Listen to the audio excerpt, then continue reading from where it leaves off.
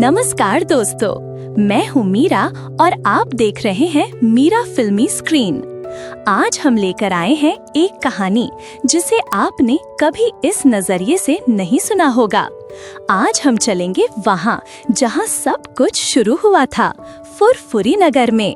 किसी छोटी सी पहाड़ी के नीचे धुंध से लिपटा एक प्यारा सा गांव था, फुरफुरी नगर। न ज्यादा बड़ा न छोटा, गलियों में हमेशा चाय की खुशबू रहती थी और बच्चों की चीख पुकार हमेशा जीवन भर देती थी। मगर उस सुबह कुछ अलग था। एक हल्की सी हवा चल रही थी, सूरज धीरे धीरे पहाड़ियों के पार से निकल रहा था और कहीं दूर से एक आवाज आ रही थी, गर्मा गर्म समोसे, चाय के साथ लो समोसे। ये आवाज थी चाय वाले की, फुरफुरी नगर का सबसे ज्यादा मशहूर और प्यारा आदमी। हर कोई उसे छोटू चाय वाला कहता था। उसके समोसे इतने करारे और चाय इतनी जबरदस्त थी कि लोग कहते थे, छोटू की चाय दिल से लग जाए। इसी गली के दूसरे कोने में रहता था मोटो, गोल मटोल, हमेशा खुश लेकिन थोड़ा सा अकेला। उसके घर के बाहर लिखा था, मोटो रिपेयर एक्सपर्ट, कभी कभी काम करता है। मोटो की सबसे बड़ी कमजोरी थी समोसा। उसके बिना दिन अधूरा लगता था। हर सुबह आंख खुलते ही उसका दिमाग सिर्फ एक बात सोचता, बस आज के लिए 4 समोसे मिल जाएं। लेकिन मोटो के पास अक्सर पैसे नहीं होते थे। वो काम ढूंढता था पर हर काम कुछ देर में बिगाड़ देता। क्या करें, दिल तो अच्छा था लेकिन हाथ थोड़ा भारी। आज भी मोटो ने जेब देखी, खाली, और पेट बोला समोसा। उसने मुस्कुराते हुए कहा, अरे भाई, आज तो बस किसी तरह 2 समोसे मिल जाएं, फिर दुनिया जीत लूंगा। फुरफुरी नगर के दूसरे कोने में रहता था पतलू। पतलू शांत, समझदार और हमेशा किताबें पढ़ता रहता था। उसके घर के अंदर एक छोटी सी लाइब्रेरी थी, शेल्फों पर पुरानी पुरानी किताबें और एक कॉर्नर में रखी उसकी पहली इन्वेंशन मशीन, ऑटोमेटिक चाय बनाने वाली मशीन, चाय के साथ। पतलू लोगों के काम आता था। कोई बल्ब खराब हो, कोई मशीन बंद, सब उसके पास आते। लेकिन पतलू का भी एक सपना था, मैं चाहता हूँ फुरफुरी नगर दुनिया का सबसे इंटेलिजेंट गांव बने। पर गांव के लोग उसे हमेशा कहते, अरे पतलू, ये सब सपने छोड़ो, खाना खाओ, चाय पियो, मजे लो।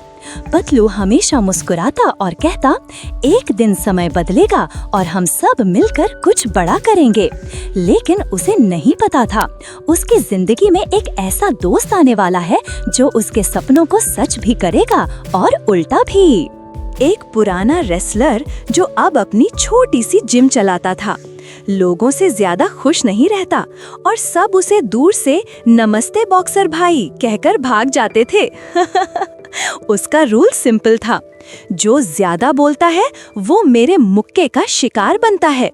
पर दिल से वो भी बुरा नहीं था, बस जिंदगी ने थोड़ा कठिन बना दिया था। वो छुपके से गांव के बच्चों को एक्सरसाइज सिखाता और कभी-कभी छोटू के होटल से फ्री चाय भी ले जाता, बिना बताए।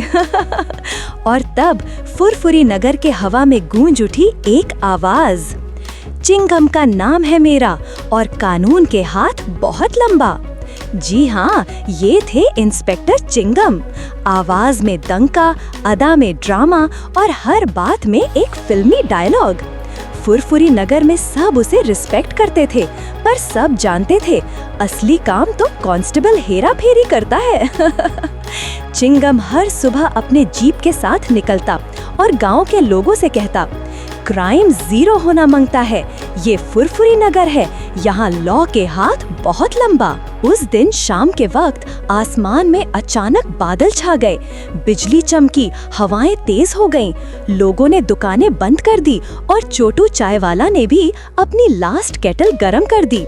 तभी उसके पास 2 लोग अलग अलग रास्ते से आए, एक गोल मटोल आदमी और एक पतला सा जेंटलमैन जो किताब लेकर आया था।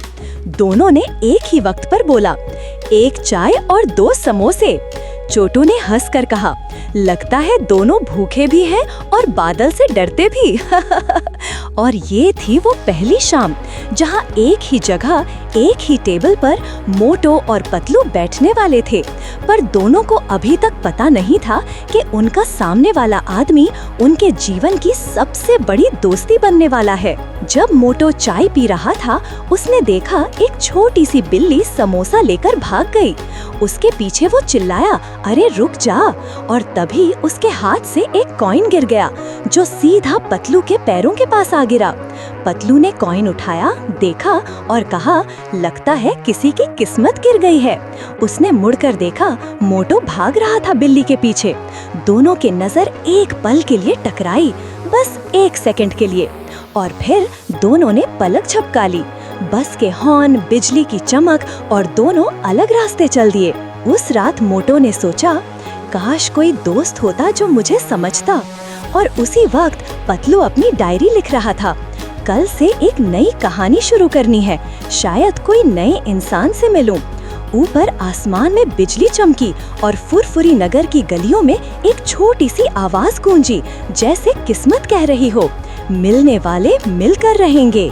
रात के 10 बजे चिंगम और हेरा फेरी एक चोर के पीछे भाग रहे थे।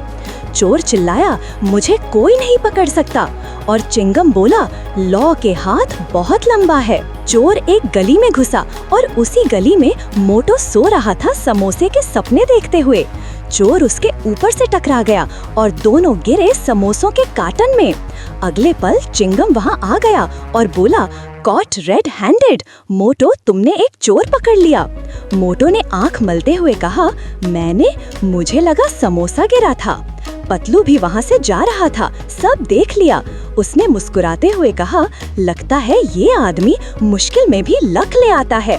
और चिंगम बोला, तुम दोनों को एक साथ देखकर लगता है लॉ के साथ अब दोस्ती भी होने वाली है। दोस्तों, यही थी कहानी फुरफुरी नगर के पहले दिन की, जहां सब अलग थे पर तकदीर उन्हें एक करने वाली थी।